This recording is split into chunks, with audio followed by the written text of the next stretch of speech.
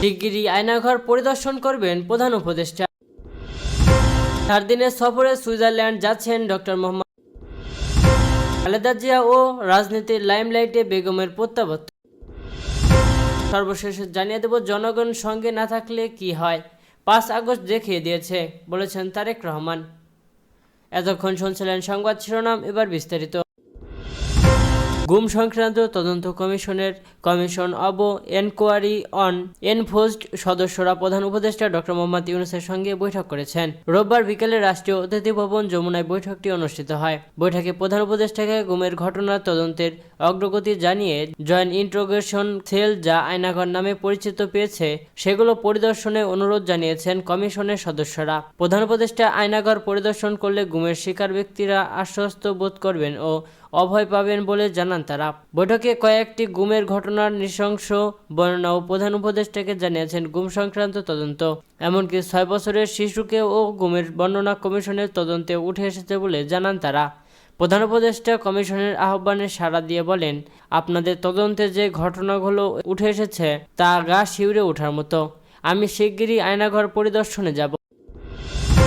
World economic ফোরামের বার্ষিক সম্মেলনে যোগ দিতে 4 দিনের সফরে সুইজারল্যান্ড যাচ্ছেন প্রধান উপদেষ্টা অধ্যাপক ডক্টর মোহাম্মদ ইউনূস। রবিবার সন্ধ্যায় ফরেন সার্ভিস একাডেমিতে এক ব্রিফিংয়ে এ তথ্য জানান প্রধান উপদেষ্টার উপপ্রেস সচিব আবুল কালাম আজাদ মজুমদার। তিনি জানান, আগামীকাল সোমবার রাতে 4 দিনের সফরে সুইজারল্যান্ডের উদ্দেশ্যে যাত্রা করবেন প্রধান উপদেষ্টা। সফর দাভোসে ওয়ার্ল্ড ইকোনমিক ফোরামের বার্ষিকী সম্মেলনে যোগ দেবেন তিনি। আগামী 20 ও 24 জানুয়ারি সুইজারল্যান্ডের দাভোসে ওয়ার্ল্ড ইকোনমিক ফোরামের বার্ষিক সম্মেলন অনুষ্ঠিত হবে। সম্মেলনে অংশ নেওয়া ছাড়াও দাভোসে ফোরামের সাইডলাইনে জার্মানির চ্যান্সেলর ওলাফ শলৎ, বেলজিয়ামের রাজা ফিলিপ, থাইল্যান্ডের প্রধানমন্ত্রী পেতাং তান্ন সিনাওয়াত্রার সঙ্গে দ্বিপাক্ষিক বৈঠক করবেন প্রধান উপদেষ্টা। অ্যামনেস্টি ইন্টারন্যাশনালের সেক্রেটারি জেনারেল অ্যাগনেস ক্যালামার্ট ছাড়াও কয়েকটি সংস্থার প্রধান, বিভিন্ন কোম্পানির প্রধান নির্বাহী এবং চেয়ারম্যান ও উদ্যোক্তারা প্রধান উপদেষ্টার সঙ্গে সাক্ষাৎ করবেন। পাশাপাশি কয়েকটি আন্তর্জাতিক গণমাধ্যমে সাক্ষাৎকার দেওয়ার কথা রয়েছে তার। সব আনুষ্ঠানিকতা শেষে আগামী 24 জানুয়ারি দাভোস থেকে ঢাকার উদ্দেশ্যে রওনা হওয়ার কথা রয়েছে ডক্টর মোহাম্মদ ইউনূসের। ব্রিফিংয়ে আরও উপস্থিত ছিলেন সহকারী প্রেস সচিব সুচিস্মিতা তিথি নাইম আলী। 1981 সালে 30 মে ভোরে বঙ্গোপসাগর থেকে উড়ে আসার মেঘ যেন আছড়ে পড়েছিল চট্টগ্রামে। দেশের দক্ষিণাঞ্চলীয় এই শহরের সার্কিট হাউসের ছাদে প্রচণ্ড বৃষ্টি আছড়ে পড়ার মধ্যে প্রেসিডেন্ট জিয়াউর রহমান গোলাগুলির শব্দ শুনতে পান। 1965 সালে পাকিস্তান ভারত যুদ্ধে একজন পাকিস্তানি সৈনিক হিসেবে এবং পরবর্তী সময়ে 1971 সালে পাকিস্তানি সেনাবাহিনীর বিরুদ্ধে বিদ্রোহকারী জাতীয়তাবাদী অফিসার হিসেবে ইতোমধ্যেই নিজের সাহসিকতার জন্য পরিচিত ছিলেন প্রেসিডেন্ট জিয়াউর রহমান। গোলাগুলির শব্দে লুকিয়ে পড়ার মতো কোনো মানুষ তিনি ছিলেন না। আর তাই নিজের নাইট স্যুট পরেই জিয়াউর রহমান বন্দুকের গুলির কারণ জানতে ঘর থেকে বেরিয়ে আসেন এবং ঠিক তখনই গুলির শিলাবৃষ্টি তাকে আক্ষরিক অর্থে ঝাঁঝরা করে দেয়। প্রেসিডেন্ট জিয়াউর রহমানকে হত্যা করলেও খুনিরা ক্ষমতা দখলের চক্রান্তে ব্যর্থ হয় এবং অভিজ্ঞ ও বর্ষীয়ান রাজনৈতিক ব্যক্তিত্ব আব্দুস সাত্তার তৎকালীন সেনাপ্রধান হুসাইন মোহাম্মদ এরশাদের সমর্থনে দ্রুত রাষ্ট্রপতির দায়িত্ব গ্রহণ করেন। এই নাটকীয় পরিস্থিতিতে জিয়াউর রহমানের বিধবা স্ত্রী খালেদা জিয়া রাজনৈতিক অঙ্গনে প্রবেশ করেন। স্বামী জিয়াউর রহমানকে হত্যার খবর শুনে তিনি অজ্ঞান হয়ে পড়েছিলেন, কিন্তু 2.5 বছর পর আব্দুস সাত্তারের কাছ থেকে দায়িত্ব নেন খালেদা জিয়া। 1984 সালের 13 জানুয়ারি জিয়াউর রহমানের প্রতিষ্ঠিত বাংলাদেশ জাতীয়তাবাদী দল এর দায়িত্ব গ্রহণ করেন তিনি। অবশ্য জিয়াউর রহমানের মৃত্যুও হয়েছিল দেশের জন্য এক সংকটময় সময়ে। তৎকালীন প্রেসিডেন্টের হত্যাকাণ্ডের শিকার হওয়ার মাত্র কয়েকদিন আগে 17 মে শেখ হাসিনা বাংলাদেশে ফিরে এসেছিলেন। মূলত খালেদা জিয়া এবং শেখ হাসিনা দুজন ভিন্ন প্রেক্ষাপট থেকে উঠে এসেছেন। খালেদা জিয়া ছিলেন পাকিস্তানি সামরিক বাহিনীর একজন বাঙালি অফিসারের স্ত্রী এবং আর হাসিনা ছিলেন একজন রাজনৈতিক নেতার কন্যা। কিন্তু 1984 সালে রাষ্ট্রপতি এরশাদের বিরোধিতাকারী দুটি রাজনৈতিক জোটের নেতা হিসেবে আবির্ভূত হন তারা দুজন। খালেদা জিয়ার নেতৃত্বে 7 দলীয় জোট এবং হাসিনা এরশাদের বিরুদ্ধে 15 দলীয় জোটের নেতৃত্ব দেন। 1986 সালে এরশাদ জালিয়াতিপূর্ণ নির্বাচন করেন। জাল ভোটে ক্ষুব্ধ হয়ে 2 ভোট একে অপরের সঙ্গে হাত মিলিয়েছিলেন এবং অবশেষে 1990 সালে তারা এরশাদকে ক্ষমতা থেকে সরিয়ে দিতে সক্ষম হন। এরশাদের পতনের পর 1991 সালে ফেব্রুয়ারির নির্বাচনে বিএনপির জয়লাভ করে এবং বেগম খালেদা জিয়া বাংলাদেশের প্রথম নারী প্রধানমন্ত্রী হন। কিন্তু বেগম জিয়া যখন দেশের সমস্যাগুলো কেবল বুঝতে শুরু করেছেন তখনই একটি ভয়ঙ্কর ঘূর্ণিঝড়ে প্রায় 5 লাখ মানুষ নিহত হয়। শেখ হাসিনা সুযোগ বুঝে সে সময় বিএনপি সরকারকে অযোগ্য বলে অভিহিত করেন।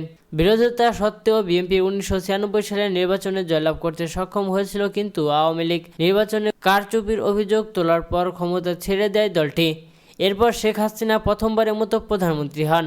1991 সাল থেকে 2006 সাল পর্যন্ত বেগম জিয়া তার প্রতিদ্বন্দ্বী হাসিনার সাথে বাংলাদেশের রাজনীতিতে আধিপত্য বিস্তার করেছিলেন। তিনি চলতি শতাব্দীর শুরুতে জামাতে ইসলামীর বাংলাদেশের সমর্থনে ক্ষমতায় ফিরে আসেন এবং 2006 সাল পর্যন্ত প্রধানমন্ত্রীর দায়িত্বে ছিলেন।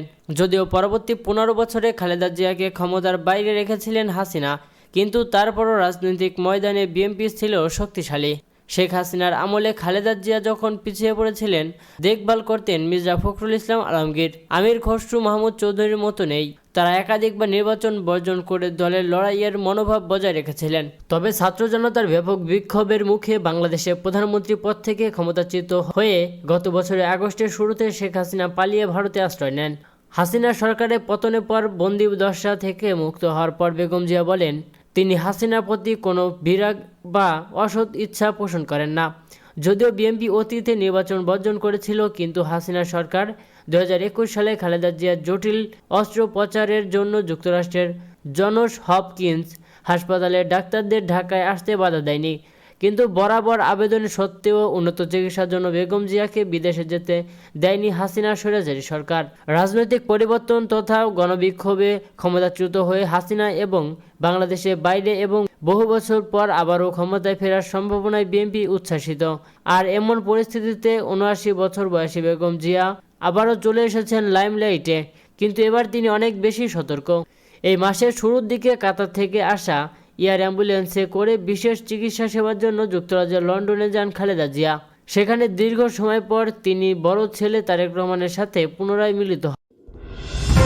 জনগণের সঙ্গে না থাকলে কি হয় তা 5 আগস্ট দেখিয়ে দিয়েছে উল্লেখ করে বিএনপির ভারপ্রাপ্ত চেয়ারম্যান তারেক রহমান বলেন, সামনে জাতীয় নির্বাচন এত সহজ নয়। আমরা যদি ভুল করি তাহলে জনগণ আবার কোনো একটা কিছু দেখিয়ে দেবে, তখন কিন্তু পস্তাতে হবে।